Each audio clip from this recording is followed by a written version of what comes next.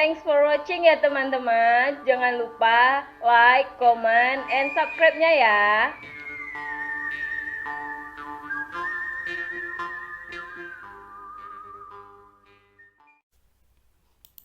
Bismillahirrahmanirrahim. Assalamualaikum warahmatullahi wabarakatuh. Selamat pagi para pelajar sosiologi dimanapun kalian berada. Pada pagi hari ini kalian sudah sahur, sudah menunaikan sholat subuh bagi yang beragama Islam ya. Pagi hari ini jam di rumah saya jam 5:04 ya. Mudah-mudahan kalian segar bugar, senantiasa sehat walafiat dan senantiasa juga semangat. Siapkan alat pena ya, alat tulis, pena, buku, dan catatan-catatan lain untuk kalian simak materi kuliah kita dalam dalam materi sosiologi politik lanjutan minggu lalu ya, atau beberapa hari yang lalu saya sudah upload tentang Michel Foucault ya. Michel Foucault sudah kita bahas sedikit di awal-awal kuliah kemarin tentang biografinya ya, pemikiran-pemikirannya, terutama tentang sejarah ya. Beliau ini banyak juga menulis buku ya, dan karya-karyanya kebanyakan bestseller ya. Beliau menceritakan bahwa sejarah itu tidak progresif linear ya, tidak sinkronis ya, tetapi diakronis ya. Jadi sejarah itu kadang-kadang acak-acakan ya.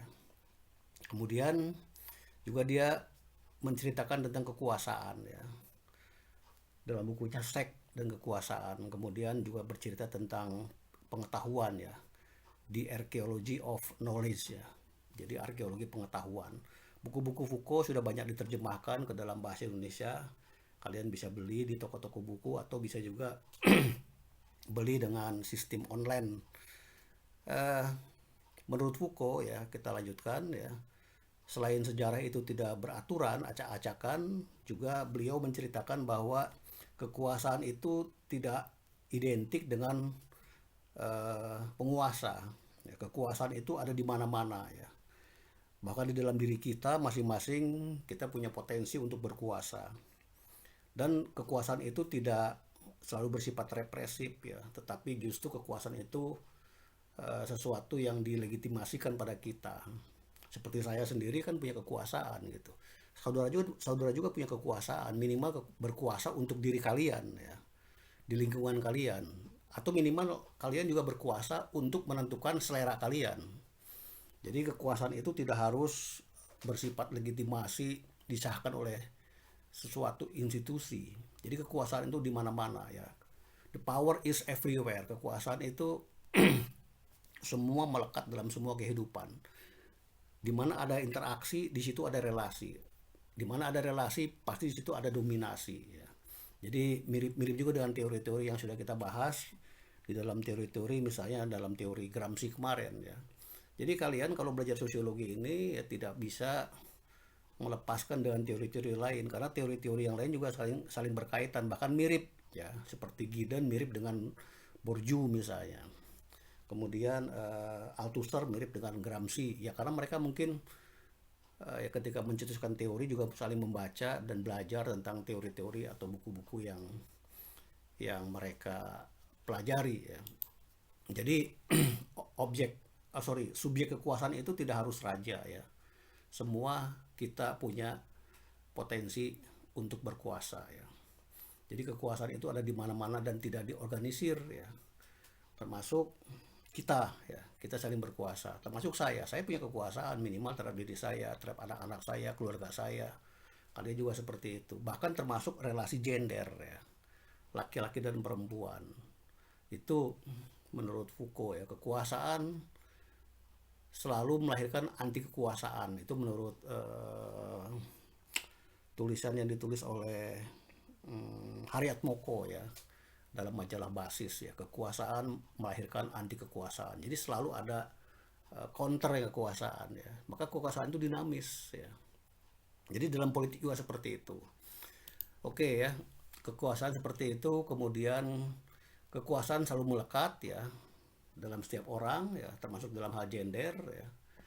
Bahkan Foucault sangat ekstrim menceritakan tentang karena memang beliau punya eh, orientasi seksual yang agak berbeda ya.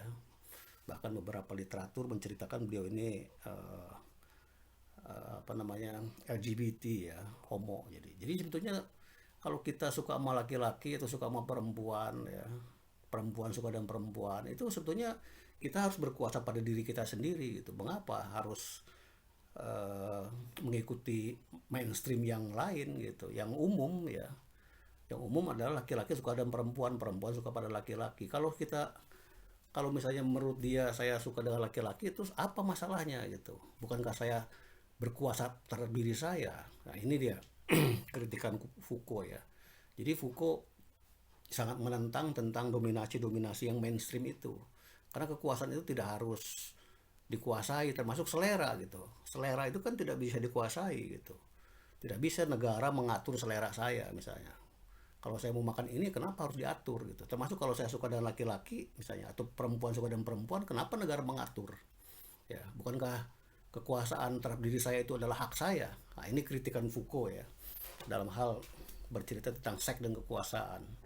Foucault juga menulis buku tentang the archaeology of knowledge ya, arkeologi pengetahuan. Jadi kita sering mendengar episteme ya, epistemologi ya. Epistemologi itu pengetahuan, episteme ya, atau episteme itu pengetahuan, nalar ya. Daya nalar itu ada bangunan di situ menurut Foucault ya. Jadi bangunan itu pertama ada arkeologi ya. Arkeologi Foucault mungkin mengadopsi dari teori-teori antropologi ya. Arkeologi itu kan bentuk bangunan fisik ya. Seperti penemuan-penemuan purbakala ya, candi-candi, artefak ya, fosil. Jadi pengetahuan juga ada bentuknya arkeologi. Jadi ada struktur di situ pengetahuan itu ya, struktur fisiknya, faktanya. Kalau menurut Durkheim itu faktanya ya. Kalau menurut si Immanuel Kant itu nomena ya. Jadi pengetahuan itu ada bentuk fisiknya ya. Seperti kita juga belajar sosiologi misalnya. Kita bisa melihat, mengamati suatu fenomena ya. Walaupun fenomena yang kita amati dalam sosiologi itu tidak sama dengan belajar ilmu eksak ya. Tapi fenomena itu jelas ya. Nah, di samping ada arkeologi juga ada genealogi ya. Genealogi itu menurut si Foucault, kalau menurut si Roland Barthes ya, atau si Ferdinand de Saussure, itu semiotiknya ya. Makna itu dibalik itu gitu. Jadi pengetahuan itu tidak tunggal ya. Ada arkeologinya, bentuk fisiknya, ada genealoginya gitu. Jadi struktur bangunan itu pasti ada di balik itu gitu. Seperti bangunan fisik kelihatannya gedung itu bentuknya seperti itu, tapi di balik gedung itu tentu ada besi ya, ada semen, ada segala macam. Nah, itu kita memahami pengetahuan itu harus seperti itu. Jadi Foucault menyebutnya ini adalah analisis wacana kritis ya. Jadi dalam menganalisis itu kita harus menggunakan pola kritis ya. Apapun kita harus kritis ya. Mengkritis itu artinya nalar kita bermain gitu ya. Jadi kita bernalar itu bukan hanya sekedar berpikir, tapi mampu merefleksikan, kemudian kita bertanya, dan kemudian apakah seperti itu gitu. Jadi orang yang belajar pengetahuan itu seyogianya punya seperti itu. Kalian juga harus punya pemikiran-pemikiran seperti itu. Harus ada wacana kritis seperti itu, karena teks ya. Teks itu jangan dibayangkan tulisan ya. Teks itu banyak ya. Pohon ya, lingkungan kita ya. Bahasa, kultur ya. Itu konteks dari teks itu tentu ada pengetahuan, dan pengetahuan itu tidak terlepas dari konteksnya gitu. Jadi berpikirnya seperti itu menurut Foucault ya. Jadi beda dia berpikirnya orang yang belajar. Makanya saya sering kali saya sampaikan dalam berbagai kesempatan ya, ciri dari orang berpengetahuan atau hasil dari pengetahuan, hasil dari kuliah itu bukan ijazah gitu, tapi hasil dari belajar itu adalah nalar ya, daya nalar. Mungkin teori-teori yang kalian pelajari selama di bangku kuliah ya, selama belajar segala macam, mungkin kadang-kadang dalam praktek kehidupan kita tidak sepenuhnya kita gunakan dalam pekerjaan kita. Tapi berbeda orang yang pernah kuliah ya, orang yang pernah belajar dan yang tidak pernah belajar. Apa bedanya? Nalarnya itu. Maka hasil belajar itu adalah nalar ya, daya kritis kalian gitu. Berbeda. Saya banyak menemui beberapa orang ya, yang misalnya sama-sama dia sarjana ya. Sarjana itu mungkin dia bekerja di bidangnya, kemudian rajin belajar. Ada juga yang sarjana mungkin hanya sarjana, kemudian nasibnya kurang baik, bekerjanya mungkin ya ala kadarnya, jarang baca buku. Kita ajak diskusi tentang satu hal yang sama, itu berbeda nalarnya. Sama, padahal sama-sama sarjana gitu. Kita tanyakan misalnya tentang BBM, kenaikan BBM, itu berbeda antara orang yang betul-betul belajar memahami fenomenanya, konteksnya, kognisinya, konteks sosialnya, berbeda dengan yang sarjana, yang hanya sarjana mungkin dia bekerjanya tidak pernah belajar, apalagi yang bukan sarjana gitu. Jadi diskursus seperti ini menurut Foucault itu jelas. Maka sekalian kalau memang kuliah itu harus menimbulkan seperti itu ya. Jadi wacana diskursif ya, menurut Foucault itu tidak sama dengan analisis wacana kritis gitu ya. Jadi kalian harus melihat di balik itu gitu. Ini hampir sama dengan teori Derrida ya, tentang dekonstruksi ya. Kemudian juga hampir sama juga cerita tentang teori-teori fenomenologi ya. Jadi kita jangan hanya melihat satu sisi gitu. Kita harus lihat sisi yang lain gitu. Begitu juga Foucault memandang hal yang lain seperti HP misalnya.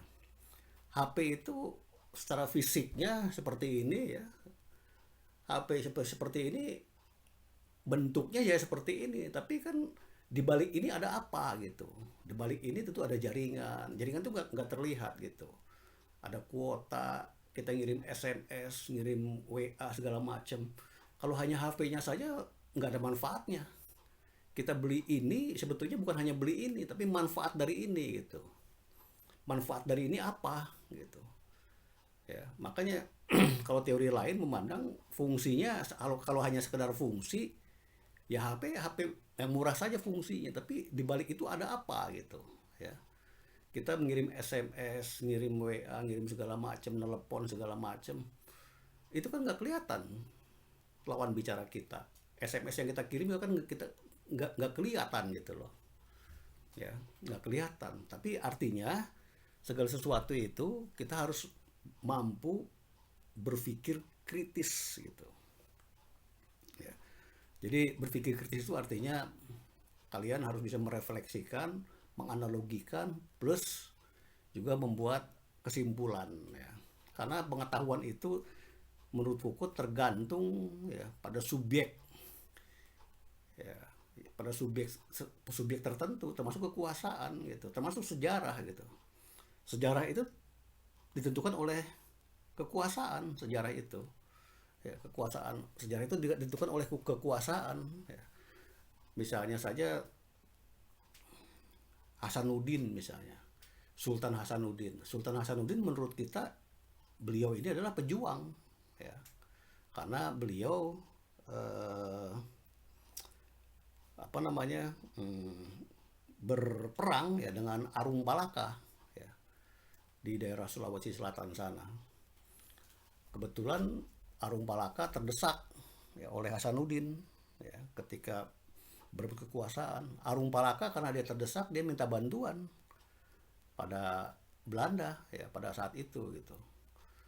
Orang yang terdesak biasanya kan minta bantuan siapapun itu gitu supaya dia menang karena mempertahankan kekuasaannya. Karena minta bantuan pada Belanda, Arung Palaka, maka dibantu oleh Belanda gitu. Sehingga terbunuhlah Hasanuddin. Maka dianggap Hasanuddin adalah pahlawan bagi kita karena melawan Arung Palaka yang dibantu oleh Belanda gitu.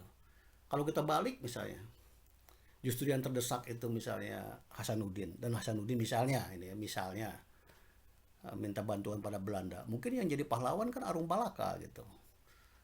Bagi kita pahlawan itu Hasanuddin ya, karena Arung Palaka dianggap pengkhianat gitu. Tapi bagi Belanda ya, mungkin Hasanuddin justru pengkhianat gitu. Maka konsep teroris misalnya, teroris itu menurut siapa konsep teroris itu gitu? Bagi siapa konsep teroris gitu. Jadi ini yang perlu dikritik. Pengetahuan itu adalah sebuah ideologi gitu ya, pengetahuan itu. Jadi tergantung selera gitu. Oke ya. Kita sudah berapa menit ini, kita lihat dulu. Udah 14 menit. tanpa terasa kita sudah 14 menit ya. Kita akhiri dulu untuk sesi kedua. Mungkin satu kali lagi kita bisa menyelesaikan Foucault ya. Mudah-mudahan ada manfaatnya. Saya durasi batasi pendek-pendek supaya kalian bisa mengerti. Demikian, kalau ada yang kurang jelas bisa didiskusikan ya. Ada beberapa pertanyaan dari teman-teman kalian ya. Tidak sepenuhnya saya mampu menjawab ya, karena waktu ya yang dibatasi. Tapi insya Allah kalau ada yang lain-lain ya, saya akan jawab di kelas secara lugas ya. Tapi ada beberapa pertanyaan yang penting-penting, mungkin dalam materi lain saya akan coba ulas semampu saya. Demikian, mudah-mudahan ada manfaatnya. Terima kasih. Assalamualaikum warahmatullahi wabarakatuh.